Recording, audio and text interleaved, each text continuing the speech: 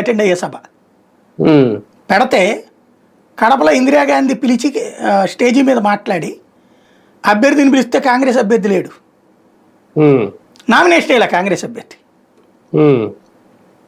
అది వైఎస్ వాళ్ళు రివర్సల్ వేసిన వ్యూహం.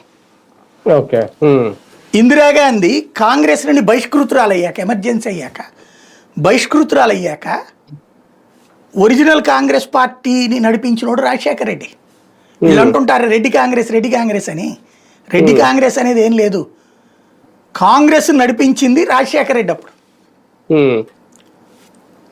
ఈ కాంగ్రెస్ అని పెట్టుకుంది కదా ఈవిడ. ఆ టైంలో ఒరిజినల్ కాంగ్రెస్ లోనే ఉన్నాడు రాజశేఖర రెడ్డి.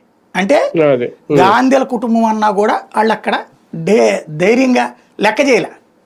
అప్పుడు ఆ రోజుల్లో చివరికి మళ్ళీ అదే రాజశేఖర రెడ్డిని దగ్గరికి తీయాల్సి వచ్చింది కాంగ్రెస్ అయ్యి మళ్ళీ కాంగ్రెస్ లో విలీనం చేసే టైంలో.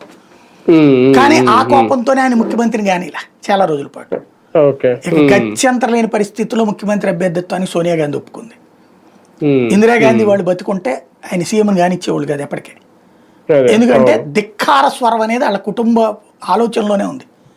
ఎవరికో మేము బానిసలమైంది పో అనే మెంటాలిటీ వైఎస్ కుటుంబంలోనే ఉంది.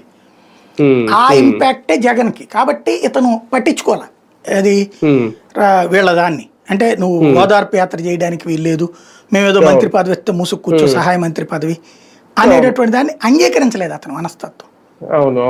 దానికి ఇతను తొక్కడానికి ఏకంగా